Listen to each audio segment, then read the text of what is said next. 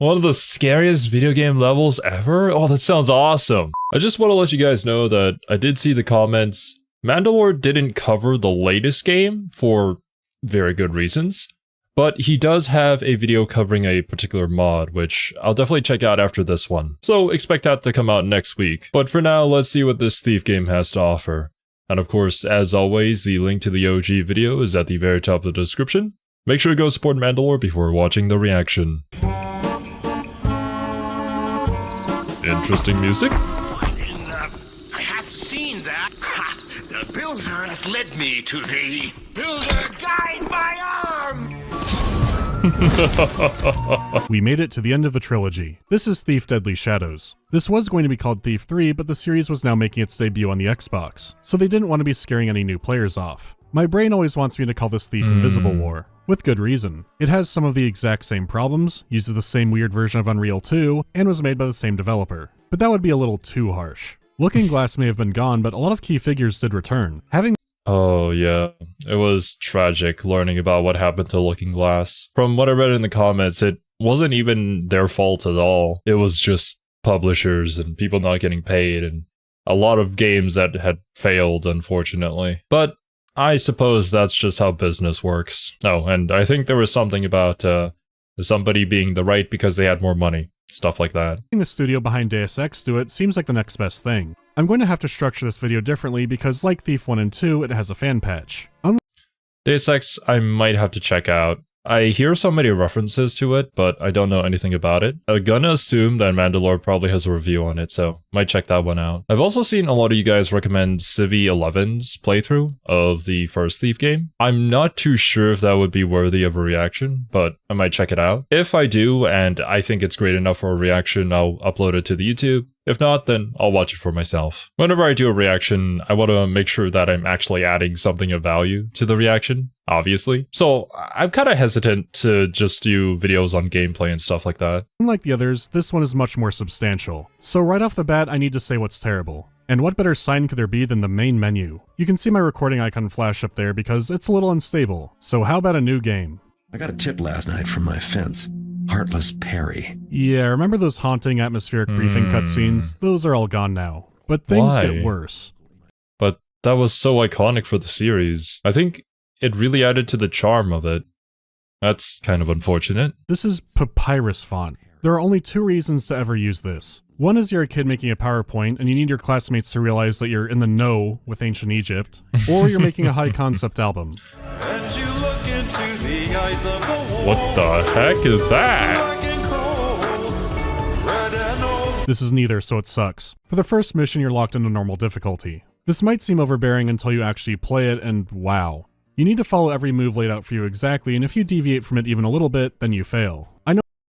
What? No. This is not how Thief is supposed to be. In the first game, in the very first mission, they have so many different ways they can solve it already, no? I think that was also the case for the second game. Then why did we want to change the formula here?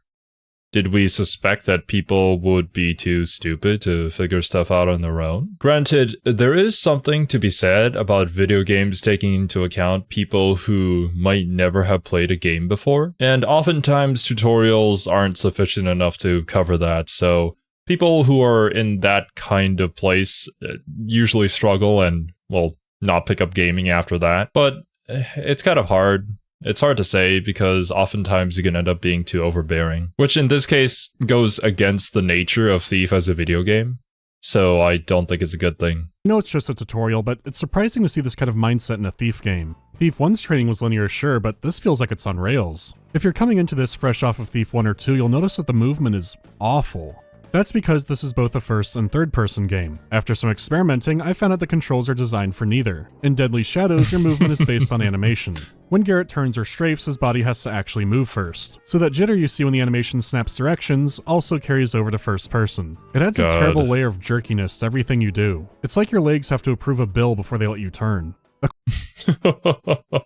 I don't know how I feel about playing hours of this game with the jittery camera. It might not be enough, but anybody who gets motion sick easily might not be able to play this game. I kind of hate it when video games have that shaky cam. Some people might find it more immersive, but Yeah, I'd rather see what I'm looking at. A quick lean to check a corner doesn't work anymore. It's slow, and you expose yourself to the light because you're taking a weird gigantic step now. I can only guess that they figured most people would switch to third person to look around corners. Having a lean that terrible seems like a concession for people who want to stay playing in first person. The tutorial level is shocking. So, okay, why did we choose to go into third person then?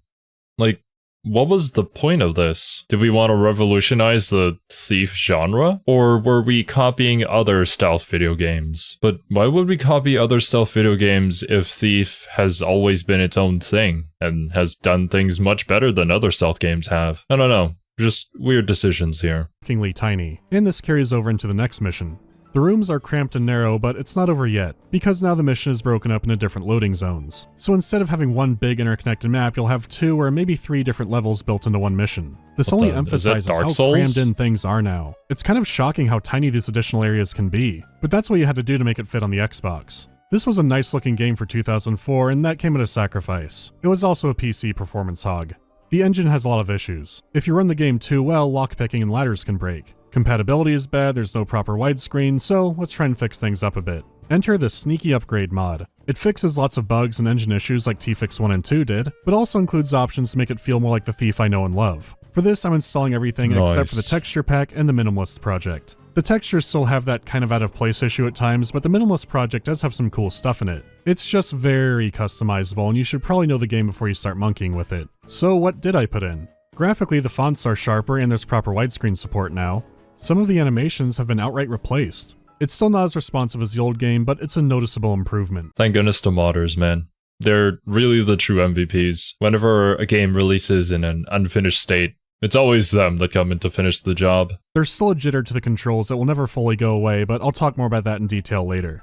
The tutorial mission can now be played on any difficulty, and the glowing feet only appear on easy. Some loot has been added, so it's now kind of a proper mission. And in some amazing news, the level loading zones are now gone. Once again, you play in one big map. That's awesome. This is one of the reasons I love video games. Sometimes you come back to them years and years later, and the community has made all kinds of cool stuff for them. Speaking of, guess what else is back? Oh, the Hammerites?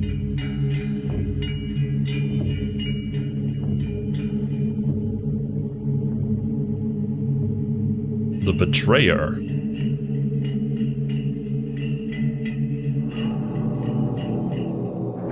I got a tip last night from my fence. Heartless parrot. Is that the Betrayer? It was just something about that transition to his face that cracked me up.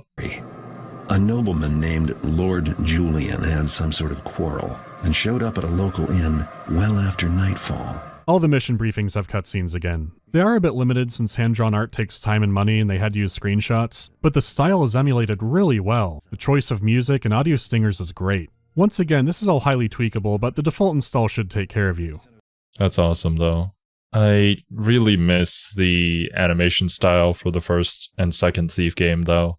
That was a vibe. It was so classy. It's unfortunate that we don't get it here, but it is what it is. Typically, when I recommend mods for a first-time player, it's something pretty, light. This is more of an overhaul than usual. I just want that to be cooking in the back of your brain. It is substantial, but I think it's the best way you could play the game. But the vanilla game is worse in a lot of ways. It's due to hard, unpaid work that a few people did that we even have it this good. So finally, I can play the game. Hard, unpaid work? Did the studio also go under?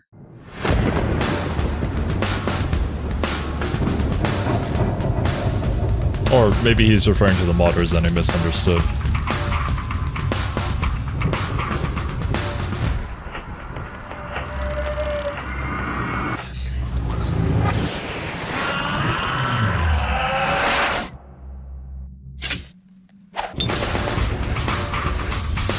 Garrett has quite the adventure resume, but once again he's back to basics. It's not clear exactly how long it's been since Thief 2, but I'd have to guess at least a few years, because things look quite a bit different compared to Thief 2. That's a good place to start. Where Thief 2 could look a lot like the Dark Project, Thief 3 is on a brand new engine. The lighting is dramatic, using stencil shadows for its darkness. The same thing that games like Fear would use. The clarity makes it a lot easier to— Ooh, Fear. I've heard a lot of good things about Fear. I don't know anything about it, though. Tell where you can sneak. The series was usually good about this, but there would be times when it was hard to tell how dark was dark. The light gem seeming to be brighter than I would think still happens, but not nearly as often. Also, a compass is attached to it now, which is a fantastic change. Controlling light is still a key to success, but there are some new tricks this time. You can be revealed by environmental effects like lightning or moving light sources, like the enemies that now carry them. So you can't rely on every guard just bumbling after you in the dark anymore. Sure, the models are better, and the textures are better sometimes, but the new lighting is really where I found the most benefit. It's a case where having better graphics enhances the gameplay. It's clear where to sneak, and visually there's a lot of atmosphere. As for the art direction, it's gone backwards.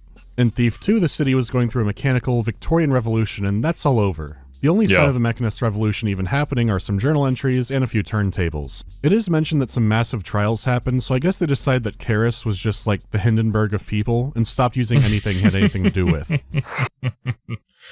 Honestly, fair enough. I will say though that it's quite apparent how the style has changed, because Thief 1 and Thief 2, they looked nothing like any other video game I've seen, at least when it came to the art direction for the environment. It was such a strange mix of technology and just old-timiness, you know? But here, it just seems like every other video game set in this era. I'm sure that we're gonna get into some of the weird stuff later on, and hopefully the story's good in this one, even if there are some gameplay faults to it. But once again, it's unfortunate that we've sort of modernized, I guess, that part of the game, as opposed to keeping it and making the game continue to be unique and true to what it set out to be. So there are no robots this time, or cameras, or alarms, or even that many electronic lights. Though when they do show up a lot, you're in for a treat. So we're back to that more gothic style that Thief 1 had, where they just happen to have some electricity around. Honestly, I do prefer that over it going full steampunk, but it still feels like a bit of a loss. At the very least, I would have loved to have like a Mechanist's holdout map, where they still have cameras and alarms and robots stomping around. Instead, technology... That would be cool. If you wanted to update the style for some sort of lore purpose, but you can still have an area or a particular mission that references that. We didn't call this Thief 3 for reasons, but for all the old fans who came back to play this game, it would be a nice nod towards them. Seems to have regressed even beyond Thief 1. The Hammers didn't ban it or anything because they are still making new stuff. It just seems like things were pulled too far back. But maybe that's more of a gameplay issue. It might stand out to me more because the location variety is a lot lower than it used to be. If you like stonework and castles, you're gonna have a good time. There's so much stone. Biblical Divorce Court didn't have this much stone. The Dark Project had a lot of castles too, but there might be like some red brick or wood paneling. There was distinction to it, and the Metal Age really stepped that up. Deadly Shadows does have some standout areas, but they feel more rare. After staring at footage like a madman for a while, I thought of some more reasons why. If you played the missions back to back, it might not be an issue. The thing is, Deadly Shadows now has a city hub. You come back to it after every mission, you can buy and sell items, there are side quests. The point for now is that you'll be coming here a lot. The hub is mainly narrow castle streets. So then you go to a mission that looks just like it. It's atmospheric and looks nice, but it gets repetitive. What makes it worse is, as I said before, the levels are crunched down. It's a subconscious effect that's hard to put into words, so I'm wrestling with my caveman brain here. How important is visual variety when it comes to different levels in your video game? I think it depends on the player, but generally speaking, I do feel like it would make for a more engaging experience if there was more to see. Just more things to visually appreciate, I guess is the word there. Ultimately, the game should be fun and engaging. So if there are elements of it that could potentially hinder that, maybe we'd want to add some variety to it. Of course, that makes their job a lot harder because then they have to make separate things and separate assets for the particular level or map. But not having variety just sounds wrong to me. It's kind of like Halo Infinite with its open world map, but they only use one biome in the entire open world map. So it all just kind of looks the same. Then what was the point of it being open world? Maybe if we had more time to cook this game, we could have told a story visually too. Much like in Elden Ring, where even the architecture for every single area matters so much in determining the history behind it. It's mind-boggling how much attention to detail they have in that game. But I suppose not everything can be Elden Ring. Thief has always tried to sell its levels as being like a real place. It had a scale to match that, which is still pretty staggering now. First City Bank and Trust feels like a place. It's enormous and interconnected, but also has some areas that would just be in a bank. You have teller offices, conference rooms, areas for the workers. There are out-of-the-way areas with no treasure that I guess you could hide in, but not many guards around there either. It's just something that a building like this would have. But now think that you're very space limited. You can't fit in as much non-essential stuff like that anymore. Your levels are already being cut apart by loading screens. So they tried to keep that aspect, but it's so scaled down that it's just kind of silly. That's unfortunate that there were technological limitations to this. This was for the first Xbox, yeah? So I guess the visual variety had to be cut down because of the limited amount of space the game could use. Still though, there was probably something they could have done with that, but this might have been one of their first works on this particular console. So it's not going to be the best, or the team doesn't really know how to fully utilize it, or some other problem during the development process. I hate to mention this game, but Fire Emblem Engage, being the next Fire Emblem game after Three Houses that was on the Switch, looks substantially better. Likely due to the fact that the team now knew what to work with and how they could best utilize the art and whatever assets in order to make sure the game ran on a Switch and still looked good. While I love Three Houses to death, there are cutscenes where it's literally just a bunch of JPEGs stitched together. So you'll have in the background a really weird table that is bent at an angle because it's trying to make like a skybox in the background. Whereas I don't think they had that issue in Engage at all. It seemed to be fully rendered 3D stages where they would have their social link talk or whatever it's called, supports. So visually, it just looked better. But also, this is Fire Emblem we're talking about. It's not like Thief, which unfortunately didn't really seem to be very popular at the time. First few levels are especially bad about this. Everything is so narrow and so many rooms are similarly sized that they all begin to feel the same. Like, lacking openness in a castle's hallways is understandable. It doesn't feel lavish, but I buy it. When you get to the Fisher-Price Great Hall, though, that's when it's apparent something's wrong.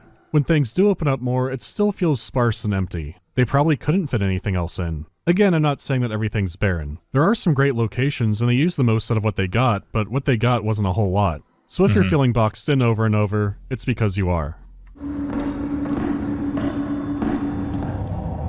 Oh my god. Deadly Shadows uses EAX4, so once again you're in for some good sound.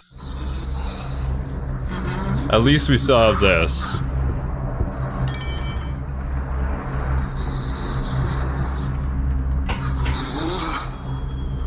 Are we tailing a zombie?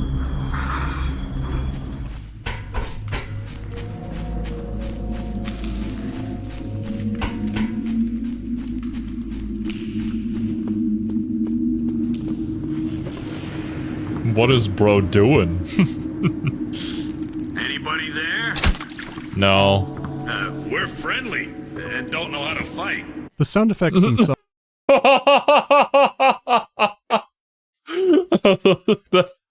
Oh, that is such a great line. I totally believe you, bro. are very clean. They don't have that grainy sounding compression that some of the first two games had at times. So the way sound propagates is better than ever. I knew it was good when I can make it back outside of a castle just by listening for the crickets.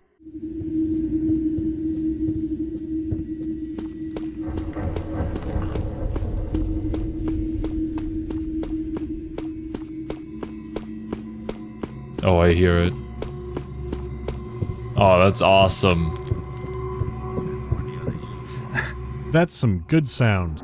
Yep. Voice acting is excellent too, and all professionally done. If anyone was grabbed out of their office chair to do some lines this time, I couldn't tell. There's a lot more characters and different interactions now, so that's pretty impressive. As expected, Steven Russell is better than ever. Ah, the city. Obey the law, and there's no need to worry about the residents. The city watch are the guys who want to lock me up, though. Gotta keep my eye out for them. They're just a bit on the testy side, you know? Grumpy 'cause they're wet. Idiot. Wet or dry, zombies don't care. Oh! The only thing that's a step down quality-wise is the music. It's not grating, it's competent, but I don't remember it. They're fitting tension tracks when you're playing the level, but nothing really stuck with me.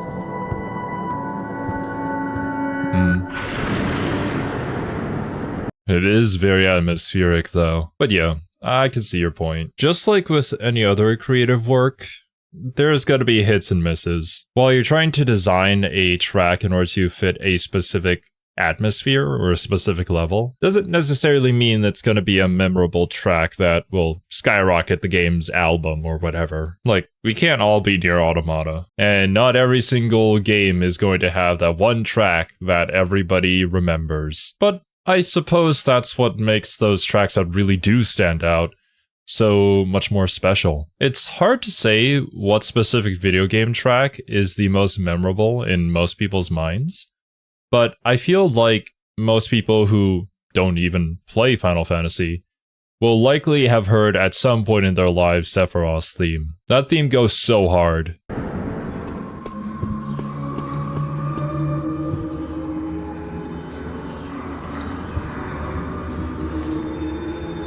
It is mixed in with the ambience like usual, so I wasn't expecting anything huge here. You just won't have an assassin's breakbeat or creepy sirens from Framed. Though to be fair, this game is probably the scariest. Really? By most accounts, the sound is better than What the heck was that, by the way? Was that like a fish person? ever, which makes this next part of it even stranger. Out of the entire trilogy of games, sound probably matters the least here. Previously, you would do your best to avoid metal and tile flooring. It would give you away quick, and training emphasized the importance of these surfaces. Thief 3 also has this, but a lot less importance is put on it. Moss arrows used to be an essential tool. In Deadly Shadows, I used them one time. At least when I did it for sneaking. Now they're a choking hazard. Ironically, the reason I did use them was I went, oh, I probably need footage of using a moss arrow. What ended up happening was the sound of the arrow ended up alerting the guard. If the guard was around, the ideal time to use it, it would be better to not use it. Okay. It is a fish It is person. more realistic rather than guards just not noticing like before, but you don't need moss arrows to set up a Kevin McAllister ambush. You just walk up and blackjack them. The surfaces just don't matter as much. Damn. I think that was a really cool and unique thing that I haven't seen any other video game do. But, well, maybe once again it was one of those limitations. I don't know. Did bro not hear his friend collapse to the Guards could floor? acknowledge the loud-ass thump of a body hitting the floor or the clatter of a sword. If we're gonna have a smaller level, maybe the takedowns could be riskier. There's already an in-game mechanic to support this. Magic users are dangerous enemies until you pickpocket their wand off them. So maybe you could Magic users. Did we have magic users in the previous games? I think it was mostly technology, but maybe the lore is evolving, and perhaps we now have more people worshipping those pagan religions. Because ultimately, it was a struggle between technology progression versus nature. I wonder what they'll do with that theme here. choke a guard out or grab their weapon first. It's just so strange to have the sound be so much better, but mechanically less important. There is one thing they hear really well. Before, if you picked up a junk item, you had a button to gently set it down. You don't have that degree of control anymore. You're at the mercy of havoc physics. I'll drop it on carpet. No! I hear thou there. It seems way less consistent this time. A sound I make could do nothing, or have every guard in the zip code run over. So that's disappointing, but let's get into the gameplay.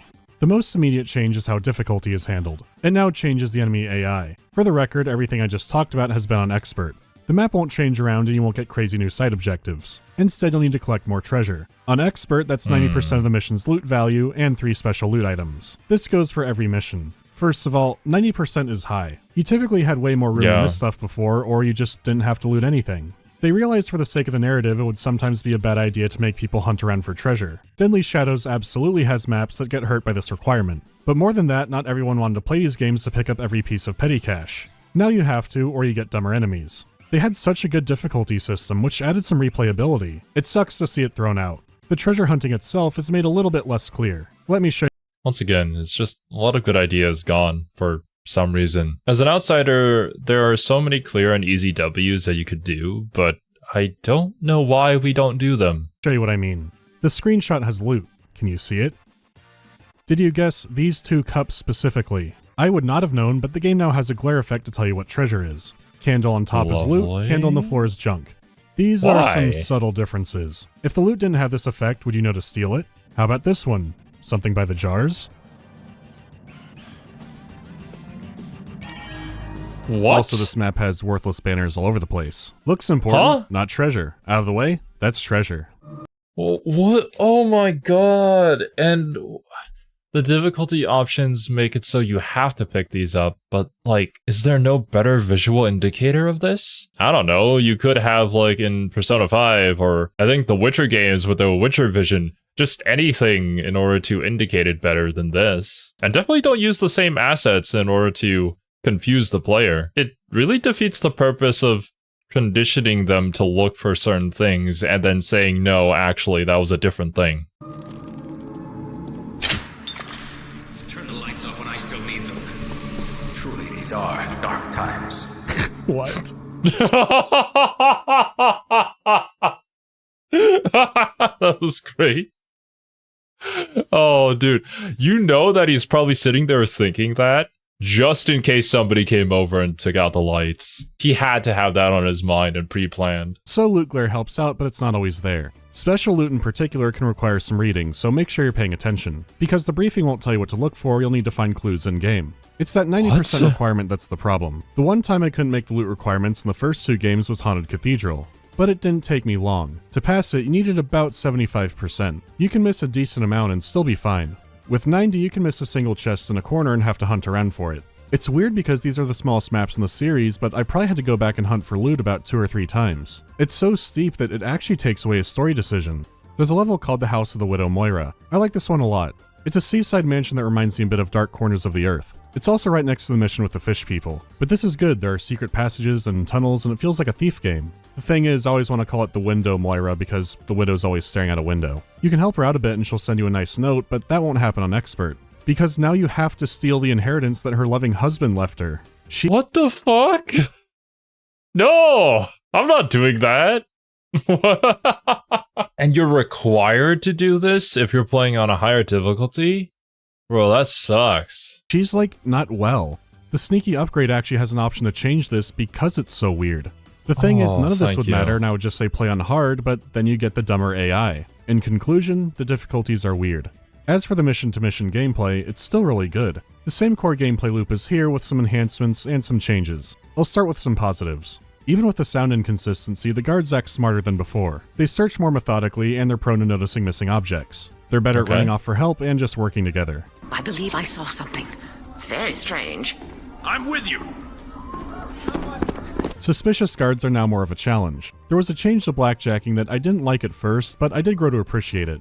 When you can score a knockout, it now raises automatically. It's now a sure thing that they'll hit the ground. Because there would be those times when you had a perfect one lined up and it just would not happen. The catch is, if an enemy is now suspicious with their weapon out, you cannot knock them out with a blackjack. Their senses are high and they're bracing for attack. Something like that. Noisemaker arrows and other suspicious tools now get them amped, so distracting and stunning tools can't be used to knock people out. This does include the flash bomb. It is a little silly that this makes them immune, but flash bombs are very available now. It would be an I win button, but that's what gas is for.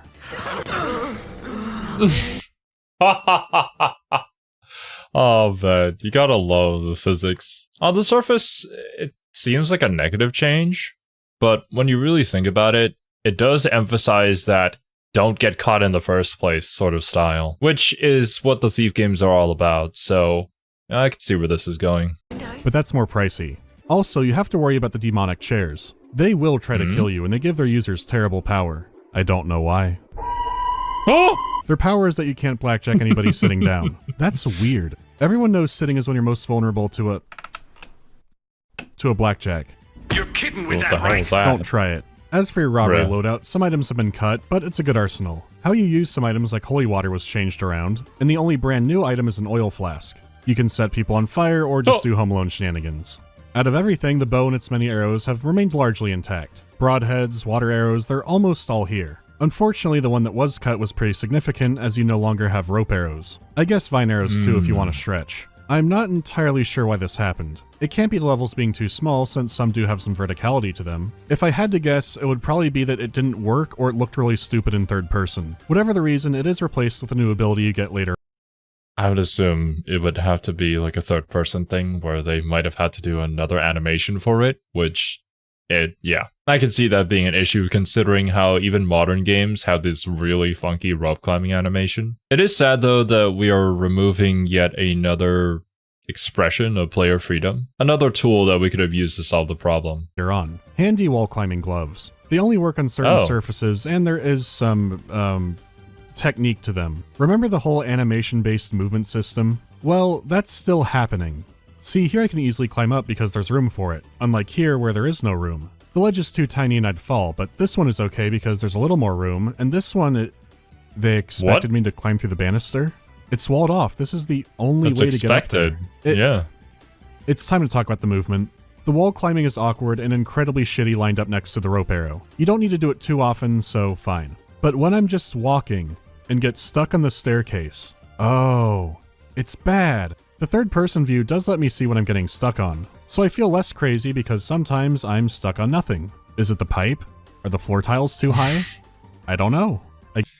Oh god, when a game has bad collision, it just infuriates me so much. When you have that perfect sniper shot lined up, and then all of a sudden your bullet just goes straight into the ground for whatever reason, or hits an invisible wall for whatever reason. Here it might be even worse because it's restricting movement. I'm rather curious to know why you would get stuck on stairs in a video game, because I feel like modern games, whenever they do the collision box for stairs, they kind of just make it a slope. Because if you actually model the thing after what stairs actually are, then yeah, your player model would get stuck and you just have to jump over it over and over.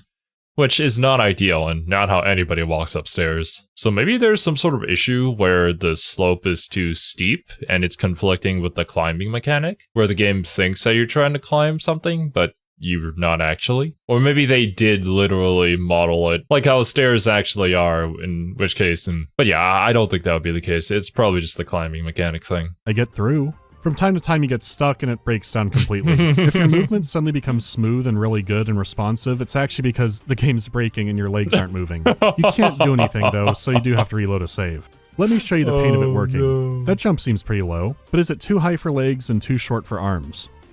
Yes.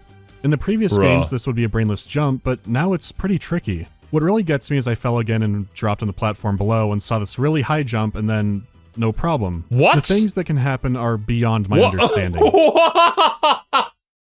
Yo! Dude, that was a sick 180, man. Next time, go for the 360.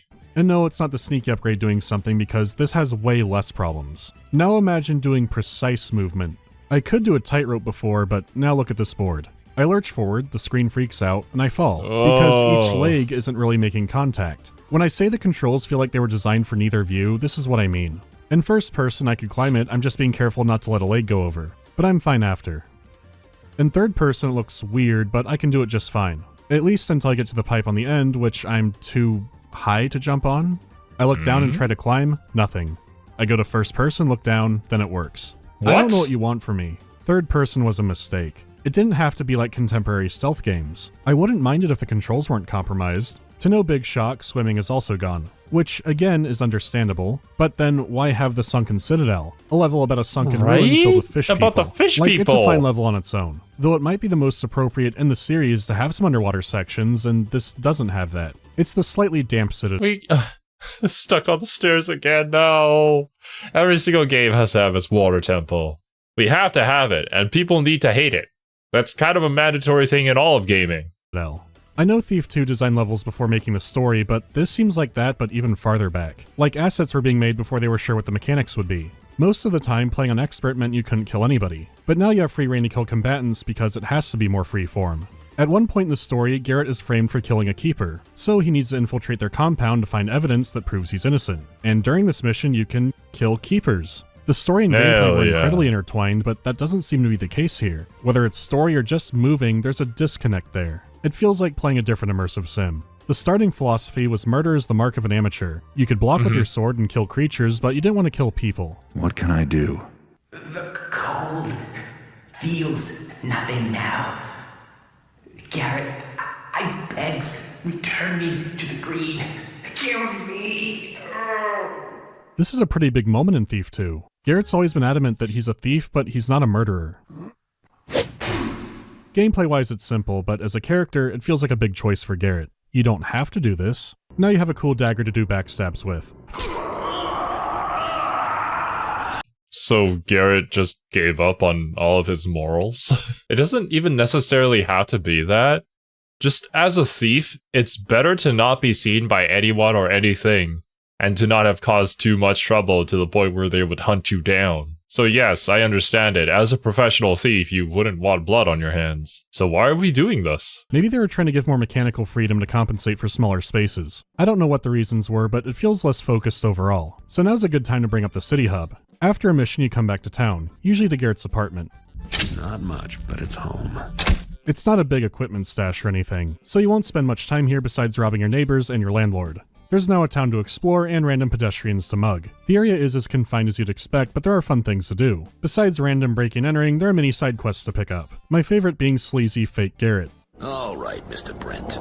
And don't forget, if you want Garrett-type services, you gotta offer Garrett-type prices. It's nowhere near as elaborate as the mission, but they're fine side attractions. You'll also be doing a lot of sneaking or running. Garrett remains wanted by the City Watch, who will either kill him or throw him in prison. You skulk around finding secrets, and the town changes a little bit day by day. Nothing too big. More importantly, you're also unlocking new districts to visit. This gives you access to new black market fences. You have to pawn off all your loot after all, and some fences only deal in specific items. The same goes for buying new equipment from different shops. Everything is persistent now and carries over between missions. So you can hoard up items, but due to progression, you can't get endgame stuff until later. Your health also carries over, so to not die, you need to keep stocked up on health potions. I'm kind of conflicted on the hub. When I first played it and was exploring around, it seemed neat. It was a bit cramped. The thing with hub areas oftentimes is that it can get really boring very quickly, especially if the hub area is super big. Oftentimes, you have a very clear idea of what you want to do, but then you're going to be like, I'm going to have to spend a few seconds walking over in this direction to get there. Or if you're extremely bad with directions, you might get lost along the way. Obviously, it's more realistic as opposed to just opening up a menu and selling stuff, but the convenience there could be kind of detrimental. Or what I meant to say was inconvenience there. Like for example, the monastery in Fire Emblem Three Houses. When you first get there, it slowly opens up each area as the story progresses, and it's pretty cool. You get to walk around and see all your students doing their own thing and talk to them, do different activities and stuff. But as the game goes on, and once you get like 50, 100 hours into a campaign, you just kind of teleport everywhere because it's a bother to walk or even run over there. Like everything else, but it had good atmosphere, and I like the idea of actually having to go and sell your goods. It was also interesting that you had to find the map so it would help you in some later levels. Then as I got more familiar with it and the novelty ran out, I started to not care for it. Especially when I found out that guards get tired after running for a while, so you could just outrun everything. You don't have to skulk around.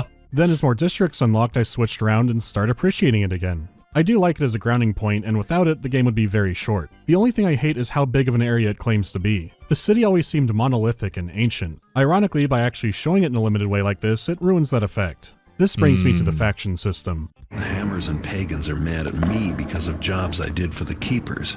I better find out what they want and then decide whether or not I want to bother trying to improve their opinion of me. This was not something I expected the first time I played. You can Interesting. So now we have this system, huh? I guess it's a neat idea. Does it really change anything though? only get points with the Hammers or the Pagans since they're the ones having the gang wars in the street. This only affects how they react to you in the street. In missions you can maim or kill as many as you want, it doesn't matter. For the sake of gameplay it has to be this way. There are a few mini quests you can do to gain favor with a faction, but you have two main methods. For the Hammers, you kill exploding beetles that eat their structures. They explode like they're an Aqua Teen Hunger Force and cause mass panic. For the Pagans, you shoot arrows in especially marked stones, like the big green one next to the letter giving you that assignment. So that's simple enough. You would think. That's not the stone. They look like this. They are barely perceptible. What? I can bet. Whoa. What oh, right. the heck? Mechanical Eye does that now. It doesn't matter. Oh. Or maybe it should have highlighted loot. No, I'm moving on. This helps plants grow, and the Pagans like that. There are other things to do, but you can easily get on the good side of both factions. Oh, well, then that kind of defeats the purpose, right? What's the point of doing any of this? I thought it would be like, depending on the choices that you made during certain missions, such as the one where you went to the Widow's Mansion, depending on how you handled that, then maybe your relationship with each faction would go up or down. But no, it's more like collect these things and do these things and we'll like you more. At that point, I don't think it has much of a purpose to be in the game. It's kind of a neat little knickknack, but I wouldn't bother. But who knows, maybe it does actually affect something. If you are buddies, you can hang out in their areas of the city without being attacked. Things that you might have to sneak or steal to get access to, they just let you have. If you're a moron like me and kill every bug and find every rock, you get a reward in your apartment. The pagans give you a shrubbery that grows moss arrows, and the hammers give you a pipe that drains Tylenol. Of course, with the way districts unlock, the game is basically over by the time you get these. I can only blame myself, and I do. It is kind of half-baked, but it does lead to one of the funniest parts of the game being even funnier. I'll get more into the story soon, but this is too good not to show. Gotcha. It is neat that it gives you a little bit of a bonus if you do try to find all these things. But personally, finding the collectible stuff in a video game, not my style. If there are collectibles in a game though, I will probably go and look for them anyways, because I am a little bit obsessed with 100%ing stuff. So that was likely the purpose of adding these mechanics. When Garrett is on trial for Keeper murder, he escapes, so they deploy the Keeper enforcers after him. They're superhuman assassins who only communicate telepathically. There's a whole document about how cool and badass their training regime is, which I think is something I specifically praised Thief 1 for not doing, but they are very hyped up. They're always alert, always on the hunt for, wait, there's a beetle. Is it Garrett? The enforcers are using telepathy to communicate silently. I don't think they know I can hear them. Then it Why can we hear them? What is going on with Garrett? sounds like they're killing people at random.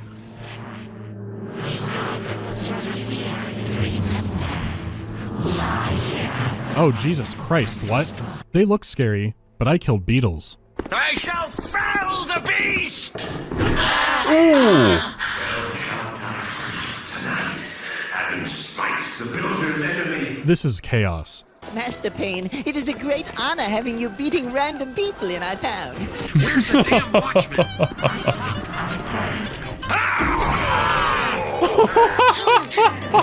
What?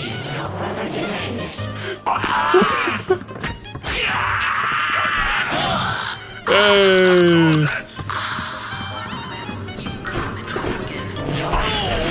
Oh.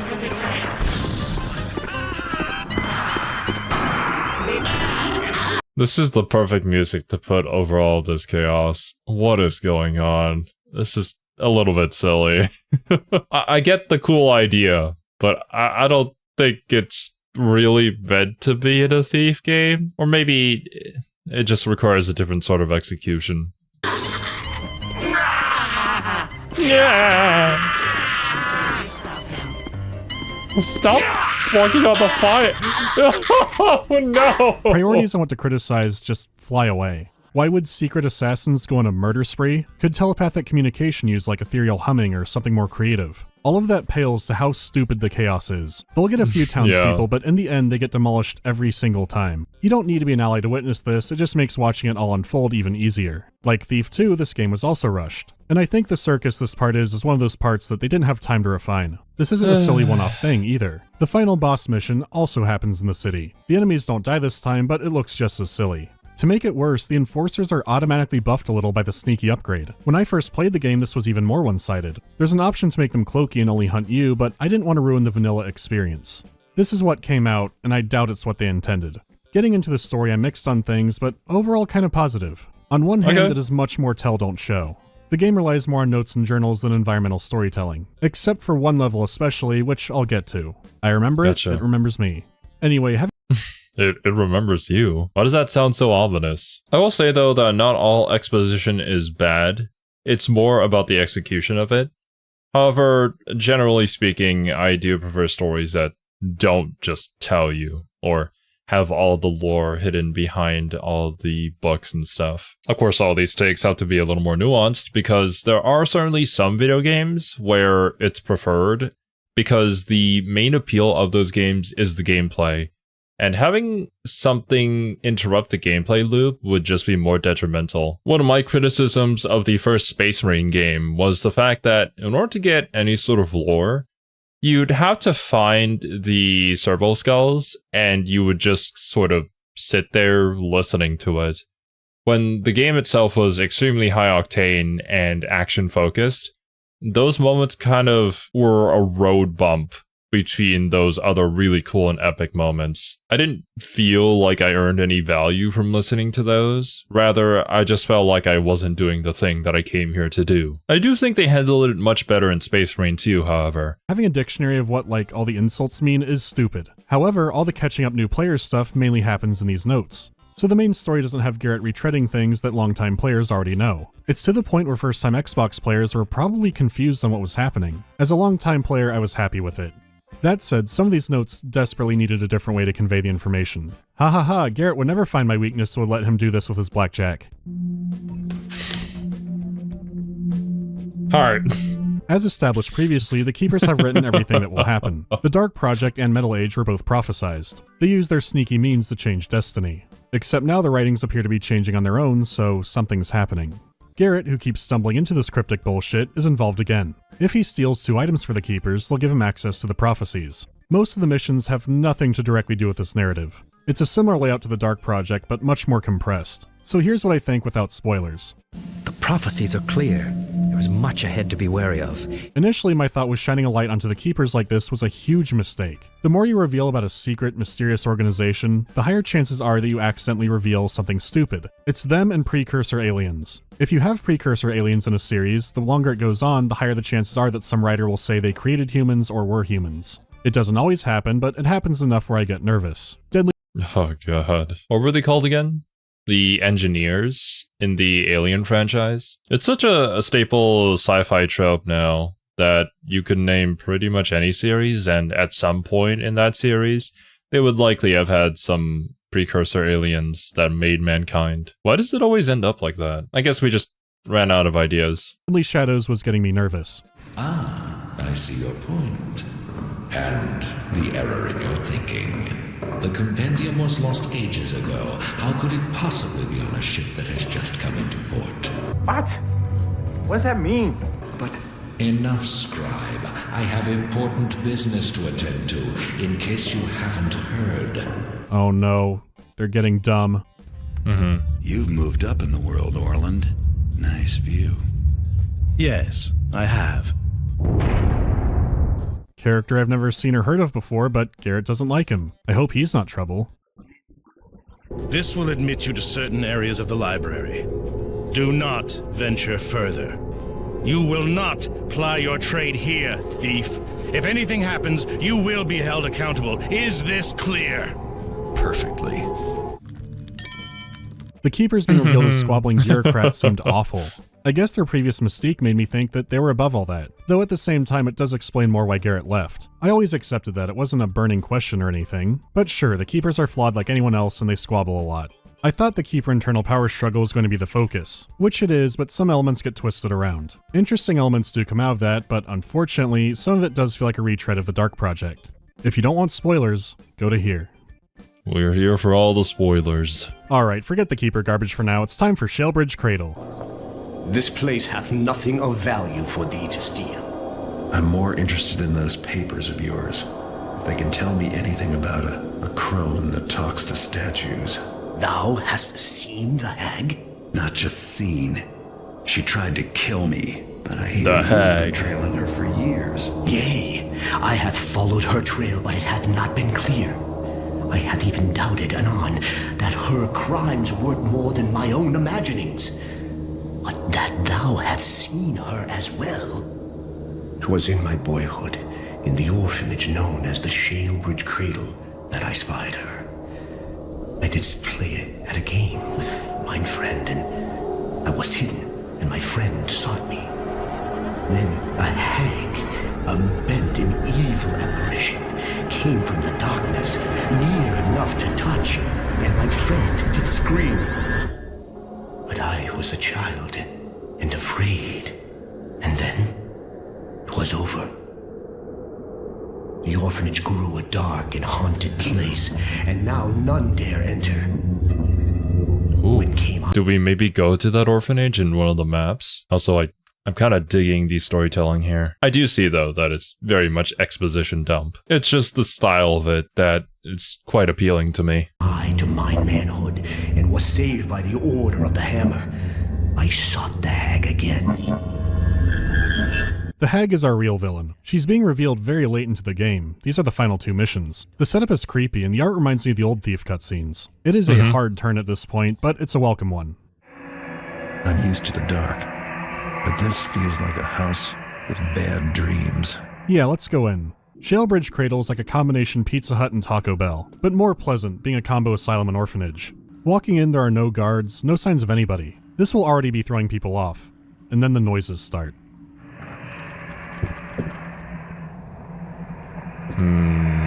Is anybody else in here? I'd get the frick out. But I don't think we have the option to. Oh shit. Dude, I'd constantly be looking behind my back and I'd be crouch walking everywhere. The Hag is gonna get me. Although I suppose some people would actually enjoy that.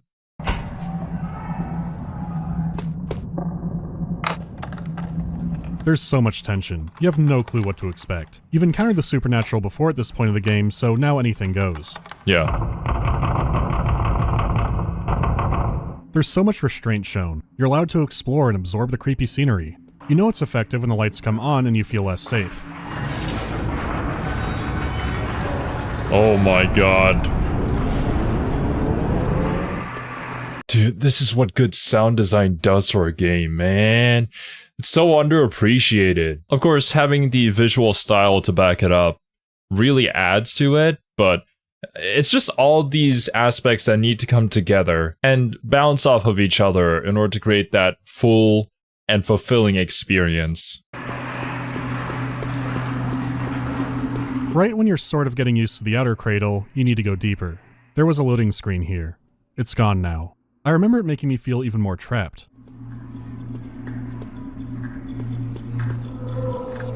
Oh, whoa, what was that?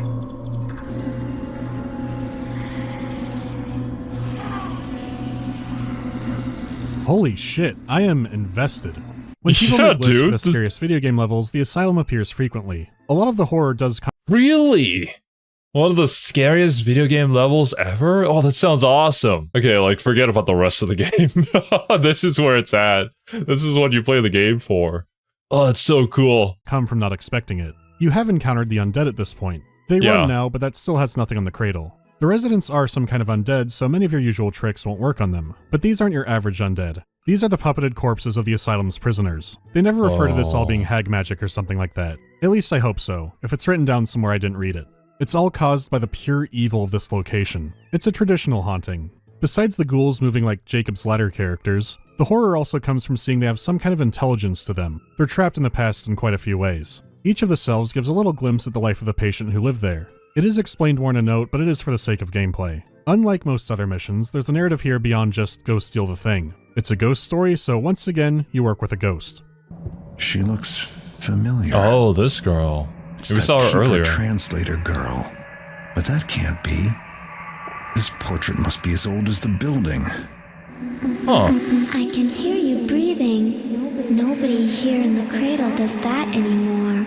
Terry's voice acting is also incredible. Mystery of the time loop aside, she needs Garrett's help. The will of the cradle is keeping her spirit trapped there. To sever that link and free her, objects that remind the cradle of her must be destroyed. First, you get rid of a blood sample. Then you need to find her nightgown, which will need to be burned up in the morgue. It's not too eventful.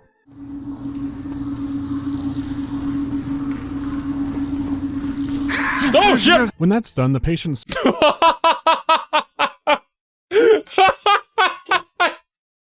I'm not even playing the game and I got jump scared. Oh, it's so good. Like, I'm expecting it. When that's done, the patient's cells and their items come back into play. You need to choose an object and then bring it to where the patient liked to hang out, which you would know from reading the journal. However, doing so sends you into the past as that patient. Sort of. You can now be caught by the shadowy forms of the staff. They are deeply unpleasant. You get off me, if bro. If you get caught, you'll have to try again with a new object in a new area. Or load a save.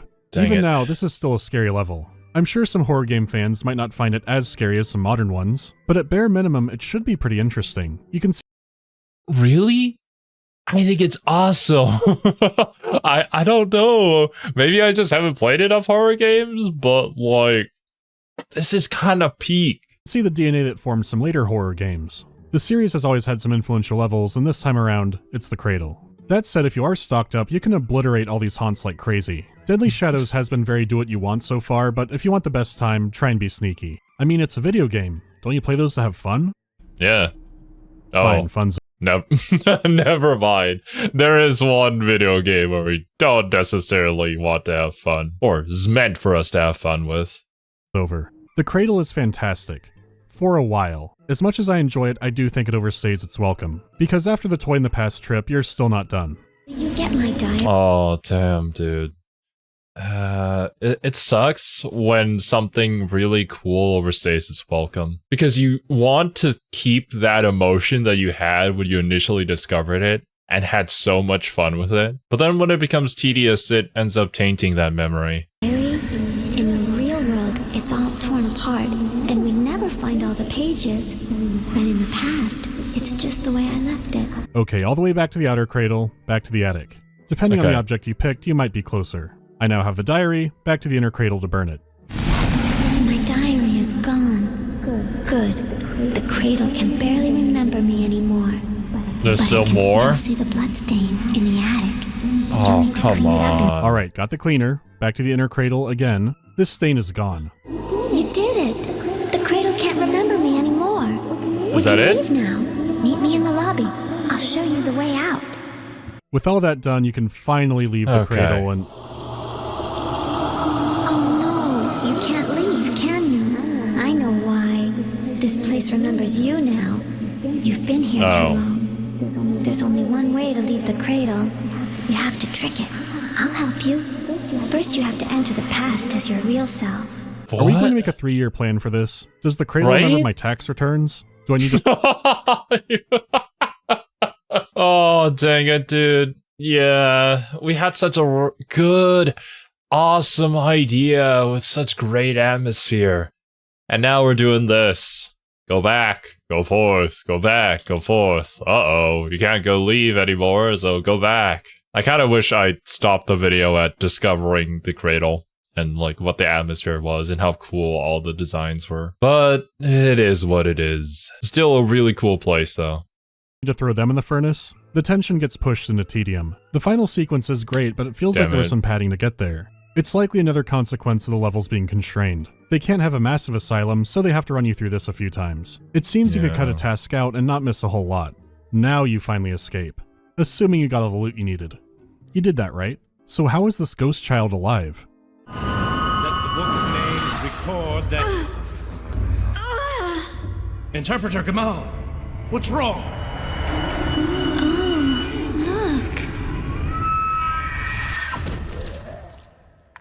No. Curse her stinking rotten. Oh, it's actually the hag? You think you can snare me? Oh my god. Your secrets. I have secret kept for decades. You scratch out glyphs and think you have them, but I wear them, drink them, breathe them, know them far better than you. I am glyphs now and for all time. I'm me again. She can't use it anymore. Gamal the Hag was using Laurel's body to disguise herself. Even with her being revealed as some kind of Lovecraftian John Carpenter monster, it feels like such a retread of the Trickster's reveal, and not even close to that good. In the Dark Project, the Trickster is a hidden in plain sight kind of villain. When you replay the game, you notice more hinting about him that you didn't before. Check out the cutscene before the Bone Horde. It used to be abstract, but oh, there's the Trickster ruling the woods. The Builder comes and humanity builds up and they cast him out. Now that you've played it, you have the whole picture. Deadly Shadows has conversations saying, have you heard about the Hag? I don't think the Hag is real. Who else seen the Hag? Say yeah.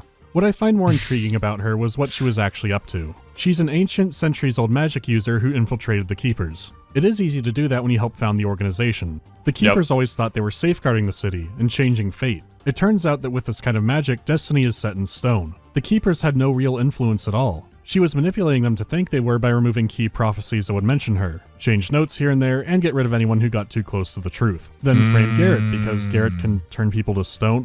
Whatever. What? Garrett is a chosen one called the True Keeper. Ironically, his role is to destroy all Keeper magic, ending their power and control permanently. This could have been done in a creepy lair that the hag has, patrolled by creepy animated statues, but instead we go back to the city hub. It's bad, but our favorite guard Benny does end up being a hero. At least in my game he was. Garrett succeeds in destroying glyph magic. The Keepers are revealed to all and their power is over. We're deep in prophecy and magic land, so this is up for interpretation. Whatever the case, it appears at long last that Garrett's story is over. The Thief trilogy is done, but... I guess it wasn't over. But we won't talk about it. We are getting pretty wild with the story, but considering the first game, it's pretty on par. A new story could start. Unless... Let go of me. That's not for you. Please, sir, I'm hungry. You have talent. It's no easy thing to see a keeper. The next generation. Especially one who does not wish to be seen.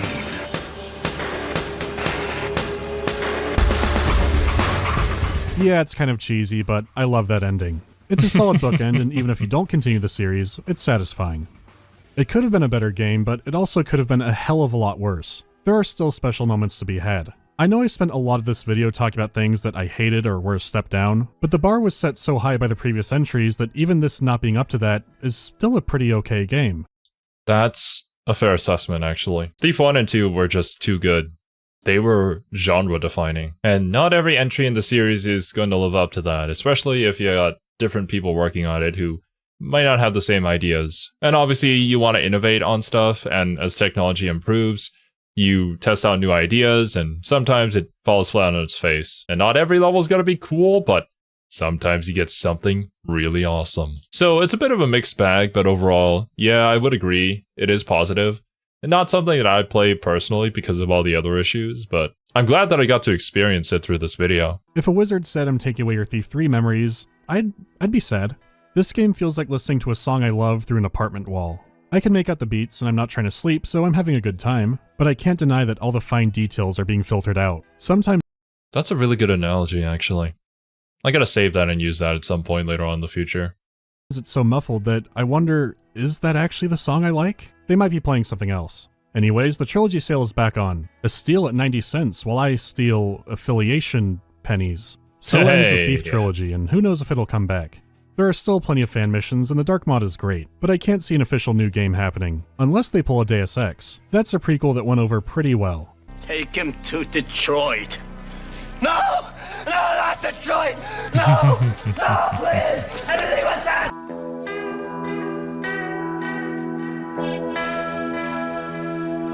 No. The answer is no, and I don't know what you're talking about. Any thoughts on... I'm assuming that's the questions of will you be covering the new Thief game?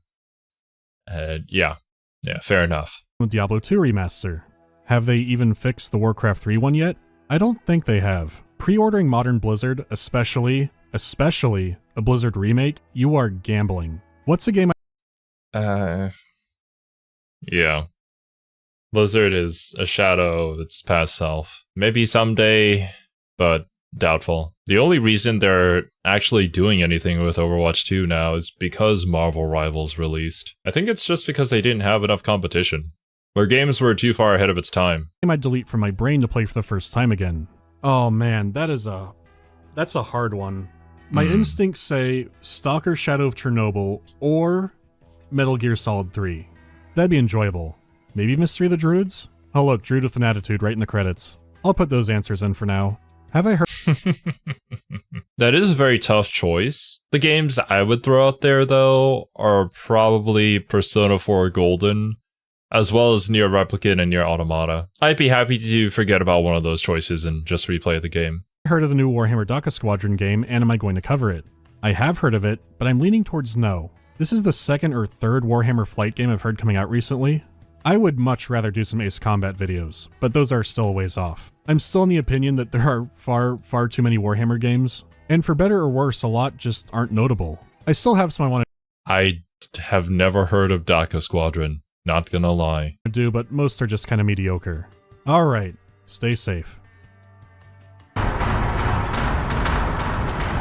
What is going on? Oh, whoa! Physics! Physics are happening! Oh my. I feel like I saw something that I shouldn't. But yeah, dudes. Current plan, next week I'll probably have a video on the Black Parade. And after that, we'll see if I check out the Civ 11 stuff. But yeah, that's gonna be it from me. Thank you so much for watching. Hope you have a wonderful rest of your day. And I'll catch you in the next one.